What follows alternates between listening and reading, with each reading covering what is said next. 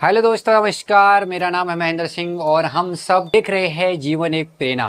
साथियों, ये हमारा नया चैप्टर है और नए चैप्टर में हम सब सीख रहे हैं। हम कोई पढ़ा नहीं रहे या कोई पढ़ाई कोर्स नहीं चल रहा है। ये आम जीवन की समझ है कि एक अनुभव से जो हम जीवन जी रहे हैं, कैसे हमें जीवन जीना है, कैसे अनुभव हम महसूस कर रहे हैं, क्या क्या हमें जीवन में सीख मिलती है अच्छे कर्मों से, बुरे कर्मों से, और क्या आगे का रास्ता है, क्या इसका निष्कर्ष निकलेगा, समाधान निकलेगा। ये बातें समझते हैं हम आसानी से। यहाँ कोई पढ़ाई नहीं होती है, बल्कि यहाँ आसानी से आम जीवन को समझा जाता है। तो ये टॉपिक आज हम लेके आए हैं कि जीवन है क्या, यानी कि जीवन, हमारा जीवन है क्या। और ये दो तर्कों से मिलके बना है। साइंस की नजर में भी जीवन है और दर्शन शास्त्र यानी कि जो अध्यात्म की ओर हम जाते हैं, जहाँ हम देखते हैं जो साक्षात प्रकृति है हमारे अंदर, हमारे वातावरण के चारों ओर हम जो देख रहे हैं, साक्षात जो साकार के रूप में हम देख रहे हैं, जो हमें दिखाई दे रहा है, उसको दर्शन शास्त्र यानी कि दर्शन शास्त्र मानता है अपनी तरफ से और विज्ञान अपनी दृष्टि की तरफ से। तो पहले जानते हैं कि जीवन है क्या। तो साइंस जीव विज्ञान के अनुसार जीवन कोशिकाओं से बनी एक प्रणाली है। जीवन एक कोशिकाओं से बनी प्रणाली का मतलब होता है एक सेल्स, छोटे छोटे अणु कहेंगे, से बनी एक प्रणाली है जो सांस लेती है, बढ़ती है और ऊर्जा बनाती है और खुद को संभालती है।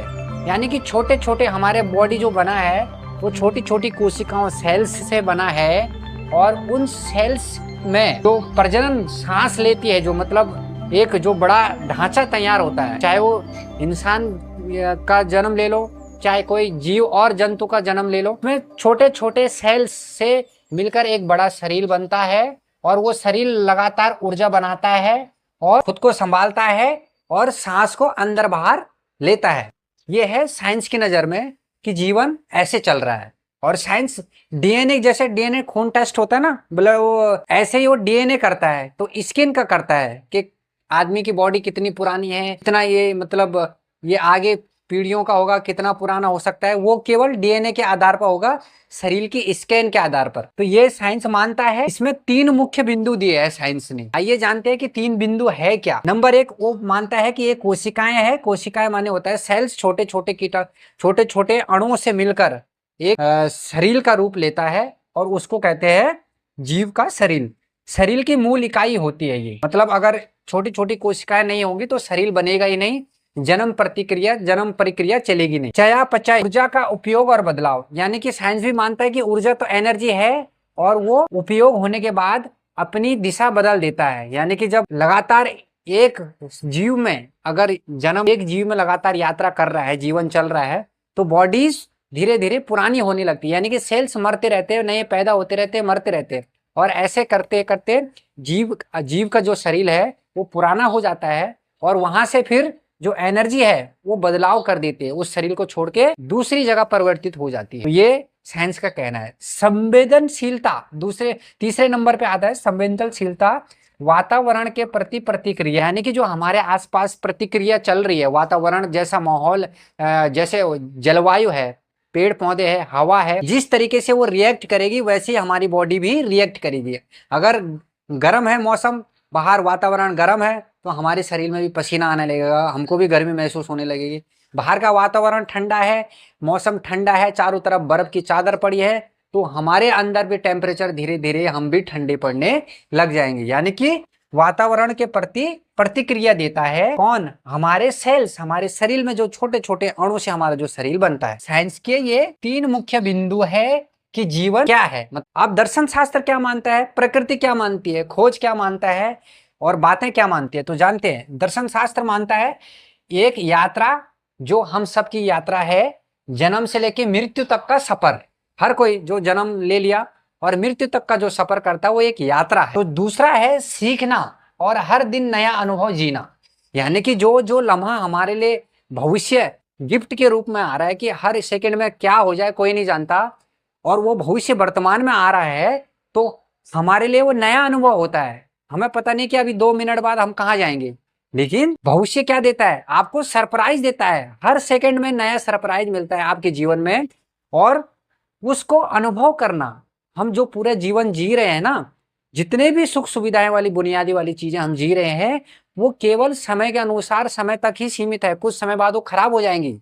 लेकिन जो हमने उसको खाया पिया, जिस माहौल में रहे, जिसको जिया, वो केवल अनुभव जिया, हमने अनुभव महसूस किया, तो उसको बोलते हैं सीखना और हर दिन नए जीवन को अनुभव करना। दूसरे नंबर पे है ये दर्शन शास्त्र के अनुसार, यानी कि अध्यात्म की ओर, जो कहते हैं कि ईश्वर को ढूंढना।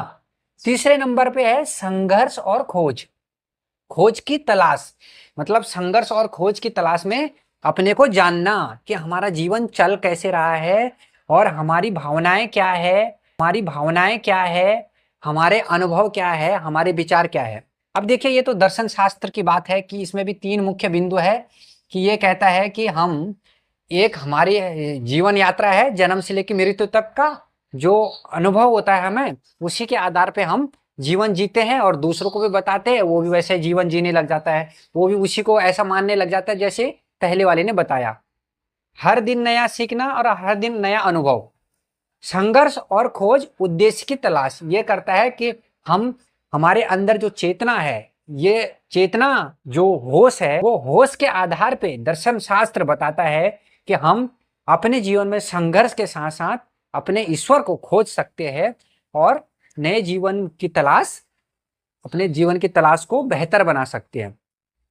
अब साइंस की नजर में क्या नहीं है, साइंस के कंट्रोल में क्या नहीं है जानते हैं, और दर्शन शास्त्र के अंतर में क्या कंट्रोल है, बहुत बड़ी बातें हैं। चलो मान लेते हैं सेल्स बॉडी के अनुसार हमें बना रही है और हम जी रहे हैं।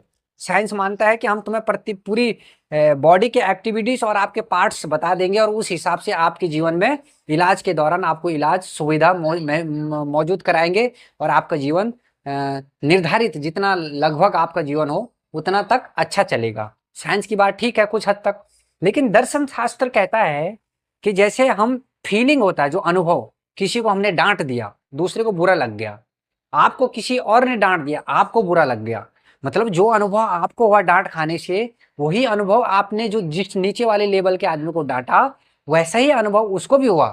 जैसे मान लेते एक थप्पड़ मैंने खाया और दूसरा थप्पड़ मैंने नीचे वाले को मारा, तो जो थप्पड़ का दर्द मेरे को महसूस होगा, मेरी चेतना में महसूस होगा, मेरे को अनुभव होगा, वही थप्पड़ जो मैंने दूसरे को मारा वो दूसरे को महसूस होगा।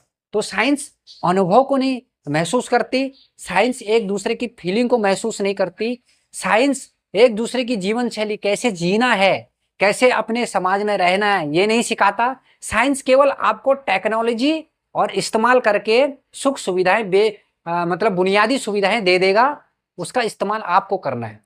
जैसे एक ट्यूबलाइट है, ट्यूबलाइट का इस्तेमाल हम जैसे मान लेते हैं ये ट्यूबलाइट है, आप देख रहे हैं ट्यूबलाइट है, इसका इस्तेमाल साइंस ने कहा कि मैंने इसको आपके लिए रिसर्च करके दे दिया, इसका काम है प्रकाश फैलाना।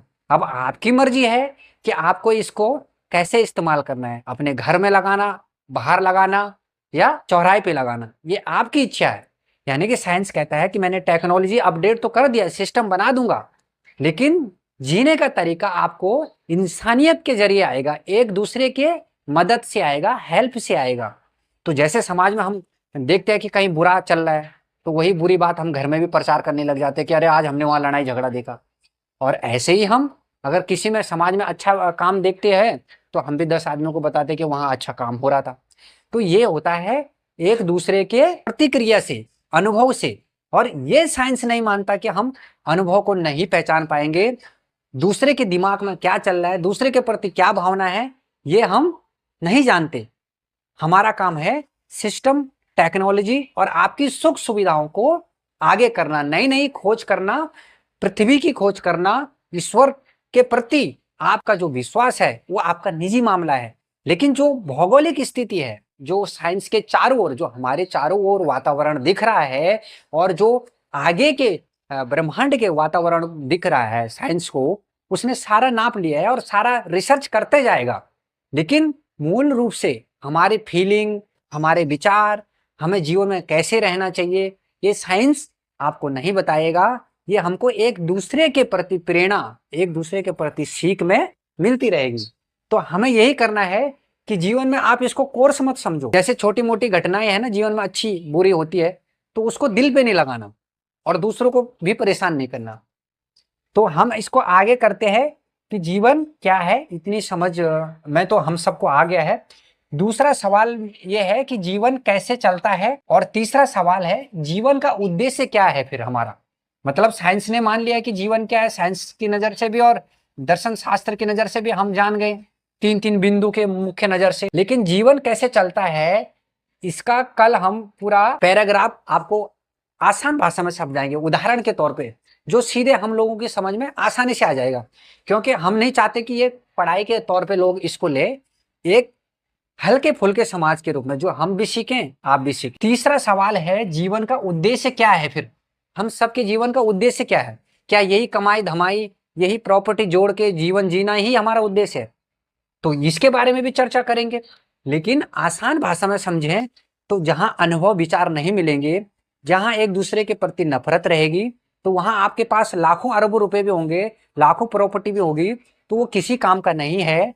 क्योंकि जीवन में आपका उद्देश्य है ही नहीं, आपको सुकून है ही नहीं, आप में शांति है ही नहीं, और हम लगातार बस एक मिशन पे जुटे हैं, पैसा कमाना है, पैसा कमाना है, पैसा कमाना है। कमाना किस लिए, उद्देश्य कितना है, कितने साल जीना चाहते हैं हम, और कितने साल की जिंदगी है। कमा तो हम 10 पीढ़ियों के लिए भी ले लेते हैं आदमी, बिजनेस करके डबल ट्रिपल चौबल, लेकिन जीता कितना साल है, 70 75 80 साल, और 10 पीढ़ी तो कोई उसको याद भी नहीं रखेगी। हमारे दादा परदादों के पीढ़ियों में तो हमने देखा भी नहीं कि कौन कितनी पीढ़ियां थी, तो केवल एक आध पीढ़ी ही याद रखेगी। और जिसने जितना धन के प्रति हो या समाज में अपने दिखावे के प्रति हो काम करता है, अच्छी बात है, करना चाहिए, मेहनत का काम है, अगर ईमानदारी से पैसा कमा रहा है अच्छी बात है। लेकिन 10 पीढ़ियों के लिए आपने कमा के रख दिया है, तो 10 पीढ़ियों वालों को तो मेहनत करने की जरूरत नहीं है। तो मतलब आप और हम अपने जीवन को इस कदर ना खपाएं कि लगातार सिस्टम के भेंट चढ़ते जाएं। मतलब अपने जीवन को हम बिल्कुल घोड़े की रफ्तार से दौड़ा रहे हैं, जीवन को जी नहीं रहे, सुख दुख महसूस अनुभव कर ही नहीं पा रहे हैं, केवल सुबह शाम बस जी रहे, उठो बैठो जाओ ड्यूटी आओ शाम को घर, और बस। तो इसलिए जीवन में सब चीजें अपने आप में हमको देखनी है। और कल जो हम सवाल लेके आए हैं कि जीवन कैसे चलता है और जीवन का उद्देश्य क्या है, इन दोनों सवालों पे बहुत अच्छी तरीके से कल चर्चा करेंगे। आशा करते हैं कि आपको ये वीडियो समझ में आई होगी। लाइक शेयर सब्सक्राइब के साथ साथ बेल आइकन दबाना ना भूलें। बहुत बहुत धन्यवाद।